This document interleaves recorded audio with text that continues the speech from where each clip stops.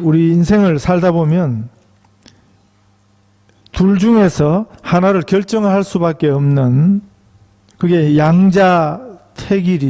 그런 순간과 그런 경우를 종종 만납니다. 둘 다 취할 수 있는 그런 때도 있지만, 그러나 어떤 때는 반드시 둘 중에 하나는 버리고 하나만 취해야 되는 그런 순간을 만나기도 하는 것입니다. 그런 경우는 중간은 없습니다. 우리가 하나님에 대한 태도도 그렇습니다. 하나님에 대해서 우리가 순종이냐 불순종이냐, 그 둘밖에 없습니다. 우리는 중간을 둘라고 그럽니다. 그래서 불순종이라 그러니까 마음에 걸리고, 그러나 사실 또 순종은 아니고, 그래서 순종 같은 불순종이라 이렇게 스스로 자위하기도 하는 것입니다. 그러나 성경은 우리에게 뭘 가르쳐 주십니까? 하나님 편에 서지 않으면 그 나머지는 다 하나님 반대편이라는 것입니다. 하나님의 유일한 구원 처방이 예수님이십니다. 예수 그리스도를 통해서 우리가 하나님께 갈 수 있습니다. 예수님을 통해서 우리가 하나님을 아버지로 만날 수 있습니다. 그것이 하나님의 방법입니다. 하나님의 길입니다. 그 나머지 편은 그건 다 하나님의 반대편이 되는 것입니다. 그 하나님의 유일한 처방을 받아들이지 아니하면, 하나님이 주시는 유일한 그 선물을 우리가 인정하고 받아들이지 아니하면, 나머지는 하나님을 대항하는 것이 되는 것입니다.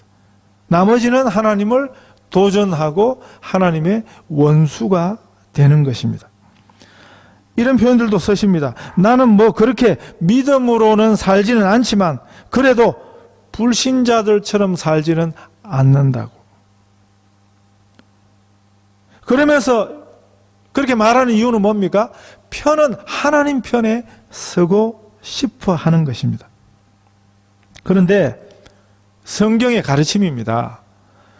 믿음으로 살지 않으면, 하나님 편에 서지 않으면 그건 다 불신의 삶을 사는 것이야. 그건 하나님의 반대편이라고 성경이 똑똑히 가르쳐 주십니다. 천국이 아니면 지옥인 것입니다. 천주교에서는 연옥이라는 교리를 만들었습니다. 이 연옥이라는 교리는 아주 그럴듯하고 참 요긴해 보이는 교리입니다.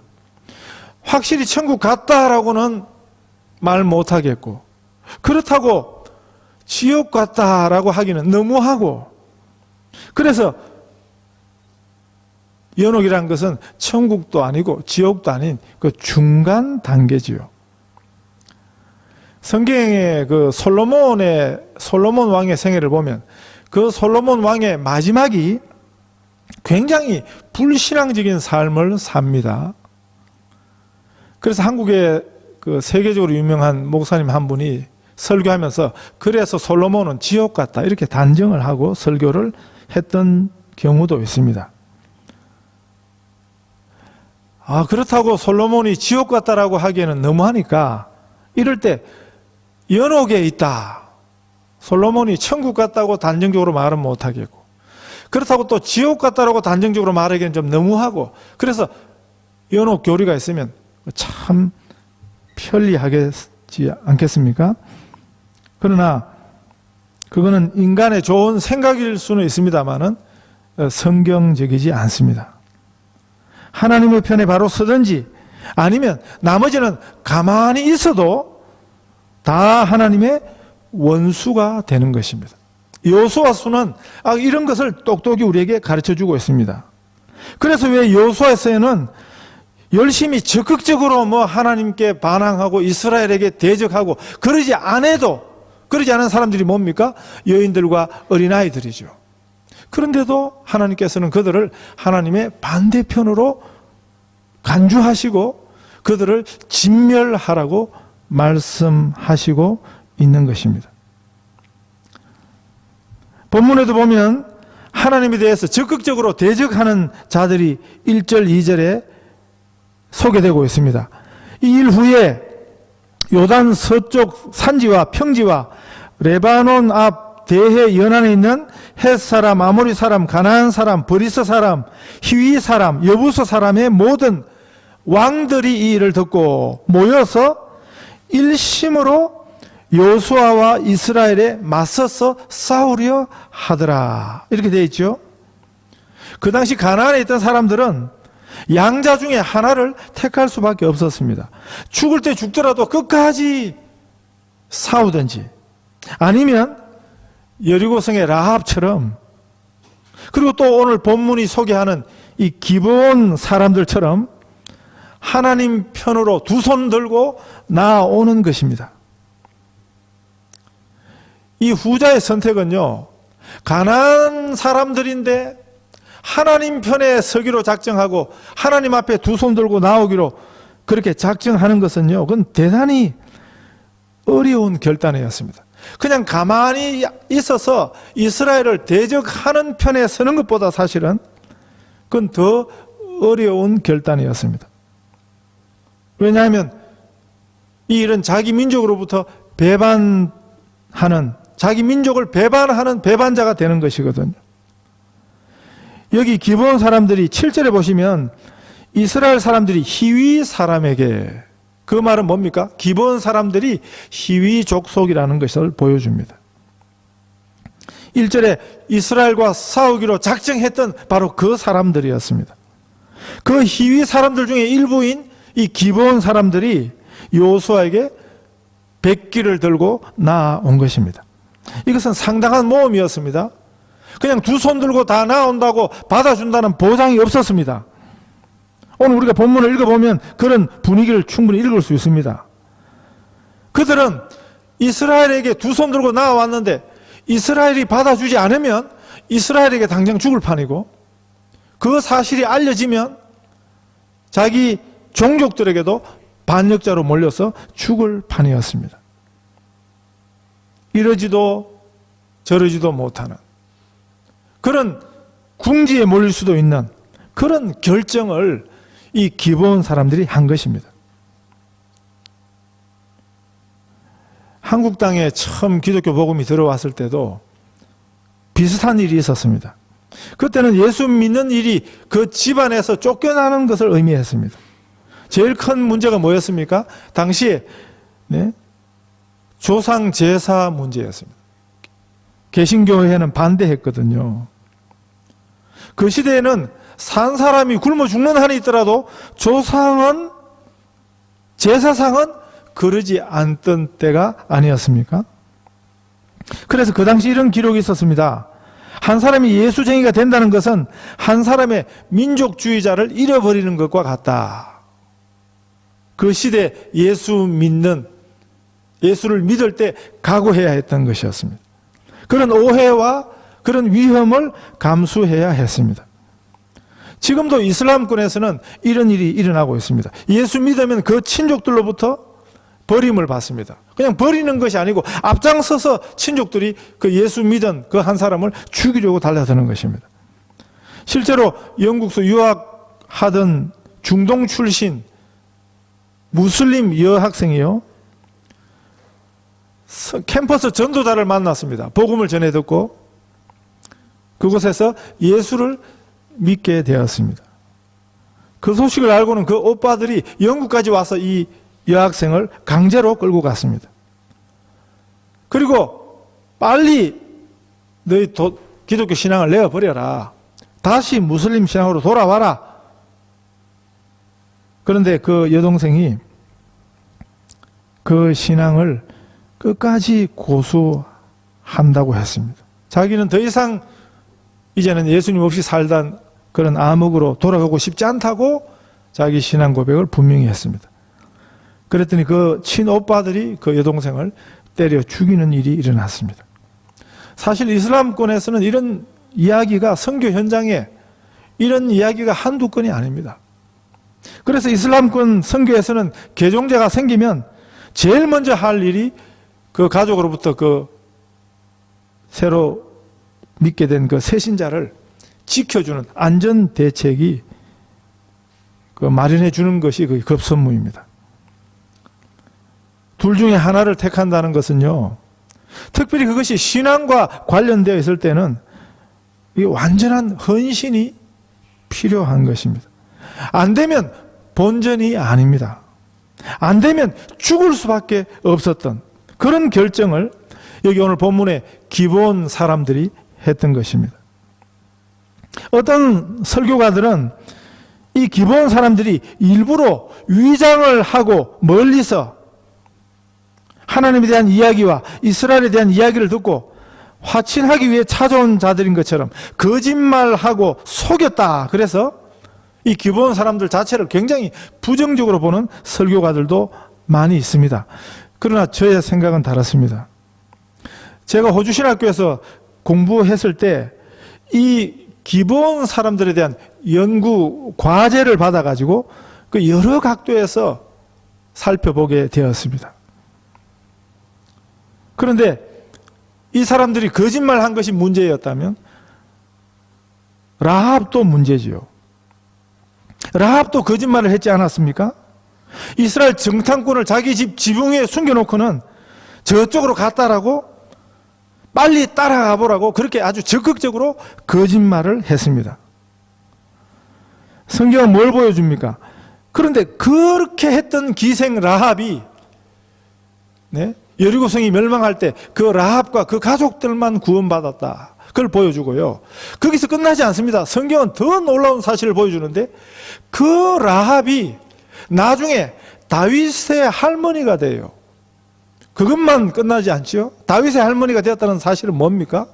라합이 예수의 할머니가 된다는 이야기입니다. 거짓말로 그러나 하나님 편에 섰던 그 라합이 그 라합과 라합의 후손들이 얼마나 놀라운 축복을 받게 되었는가 성경이 보여주는 것입니다. 그냥 구원받고 그냥 자기 가족들 구원하고 끝난 것이 아니고 예수 그리스도의 메시아의 조상이 되는 그것이 성경이 주는 메시지인 것입니다. 물론 거짓말 자체는 분명히 옳은 일이 아닙니다. 우리는 할 수만 있다면 최선을 다해서 진실을 말해야 합니다. 이것을 하나님이 기뻐하세요. 그러나 우리 하나님은 아주 무지막지한 앞뒤가 꽉 막혀 있는 고지식한 그 답답한 신이 아니에요. 그런 분이라면 어떻게 우리가 하나님과 대화하고 그분께 우리의 마음을 내어놓을 수 있겠습니까? 하나님은 우리의 사정을 다 헤아려 주시는 분입니다. 제가 이런 말씀 여러 번 드렸습니다. 여러분, 목사라도 다 믿으시면 안 돼요. 인간은 믿음의 존재가 안 돼요. 우리는 하나님을 믿어야 됩니다. 목사라고 뭐 그거 다 이야기하지 마세요. 남편이고 아내고 뭐 부모 자녀라고 우리 속사정 그거 다 내놓으면 나중에 곤란한 일이 생길 수 있습니다. 뭐 제가 그러겠다는 건 아니고 저도 어떻게 될지 모른다 하는 거고요. 우리가 하나님 앞에 우리의 온전한 마음을 다 내어놓을 수 있습니다. 여러분, 하나님은 인생이 아니십니다. 하나님은 인간 같지 않으십니다. 성경이 소개하는 우리 하나님은 참으로 인자하신 분입니다. 우리를 불쌍히 여기시는 분입니다. 우리의 마음과 처지를 헤아릴 수 있는 오직 한 분은 우리 하나님밖에 없습니다. 하나님은 기본 거민들이 그렇게 거짓말하고 나올 수밖에 없는 그들의 심정을, 사정을 하나님은 헤아려 주시는 분입니다. 거짓말했어? 그래서 너희들은 틀렸어. 그렇게 대우하시지 않는다고요. 우리가 좀 더 우리가 이 이후에 기본 사람들에 대한 이야기를 보게 되는데 여러분, 성경은 정말 놀라운 사실을 우리에게 알려주고 있습니다. 여리고성의 기생 라합이 다윗의 할머니가 되고 예수 그리스도의 할머니가 되는 그런 놀라운 것처럼 기본 사람들의 그들의 생애에 그들의 자녀들의 장래에 어떤 일이 일어났는가 성경은 여러분 아주 놀라운 사실을 보여주고 있습니다. 저기 개인적으로 두 분의 스승님이 계신데, 영적 스승이 계시고 한 분은, 또 한 분은 신학의 스승이 계신데, 제 신학의 스승은 김세윤 교수라는 분입니다. 그 호주 신학교 도서관에 그 영문 도서의 저자 중에서 만날 수 있는 유일한 한국인 신학자이신데, 이 교수님이 자살과 관련되어서 이런 말씀 하셨습니다. 한국 교회에서는 자살한 사람 지옥 같다 이렇게 가르치는데, 그러니까 뭣도 모르고 자꾸 교인들도 그렇게 이야기해요.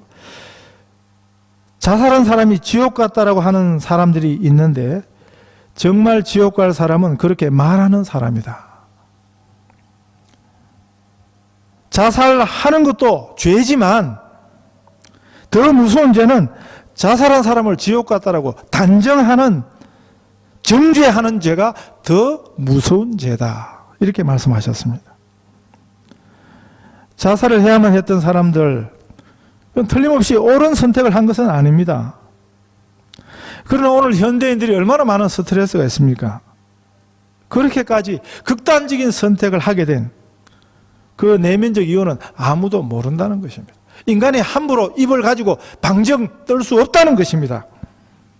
한 사람의 영생에 대한 문제는 인간이 이랬다 저랬다 함부로 말할 수 없다는 것입니다. 그건 하나님의 절대 주권이고, 그런데 우리 하나님께서는 그들의 그런 사정조차 헤아리지 못하는 그런 답답한 신이 아니라는 것입니다.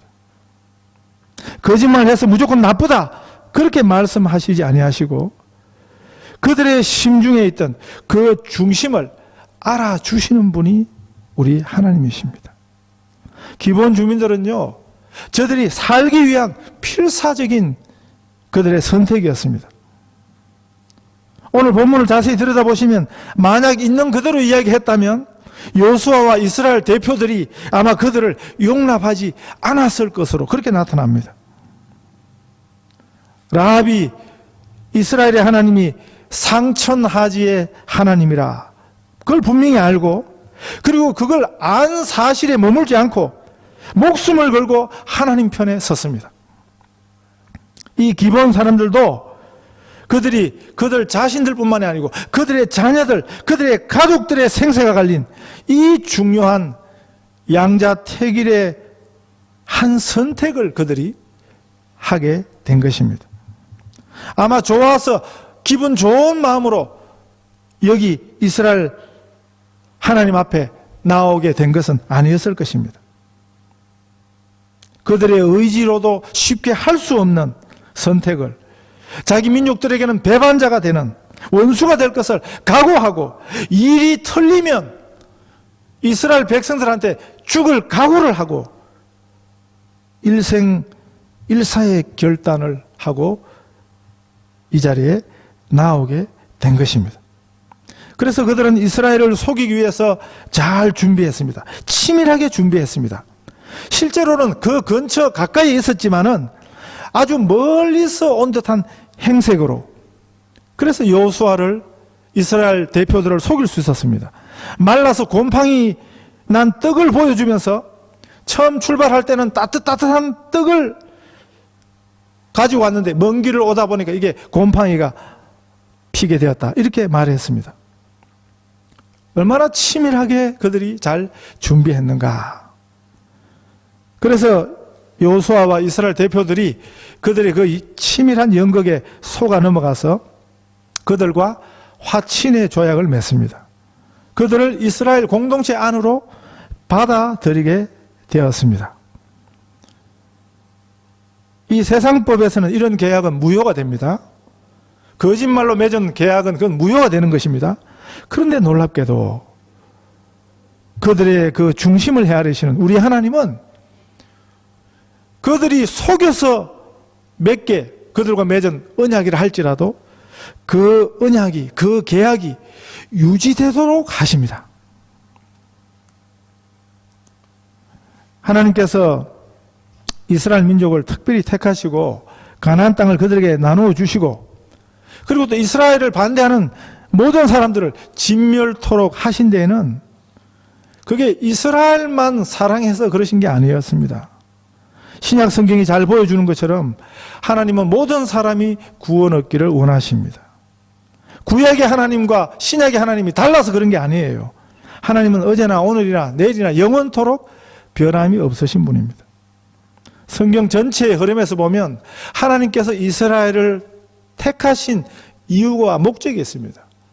이스라엘을 먼저 택하셔서 그 이스라엘을 통해서 다른 이방 민족이 구원 얻도록 하시는 그런 하나님의 구원 역사의 과정에 이 여호수아서가 들어있는 것입니다. 우리가 이런 것을 이해하지 못하고 여호수아서를 읽으면 많은 오해들이 생기는 거죠. 우리가 하나님 왜 이러십니까 하고 하나님께 반문하게 되는 것입니다.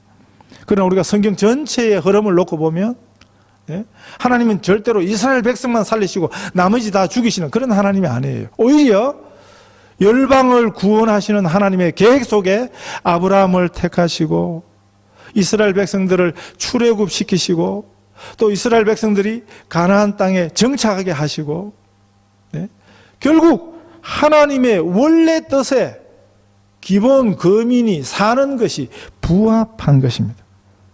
누구든지 기본 사람들처럼 또 라합처럼 하나님 앞에 나오기만 하면 구원 얻을 수 있는 길이 있었다는 것을, 이 중요한 메시지를, 이 메시지의 모범으로 라합의 이야기를, 또 기본 사람들의 이야기를 우리에게 보여주시는 것입니다.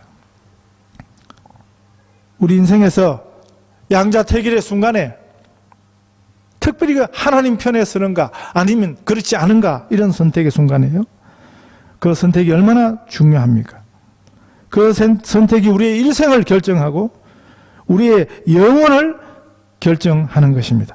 이미 옳은 선택으로 하나님의 자녀가 된 우리들은, 그리고 또 우리가 매일매일 우리 삶의 순간에 믿음의 자리에 서는가, 하나님의 자녀다운 그런 선택을 하는가 그렇지 않은가, 양자택일의 결정을 해야 할 일들을 만납니다.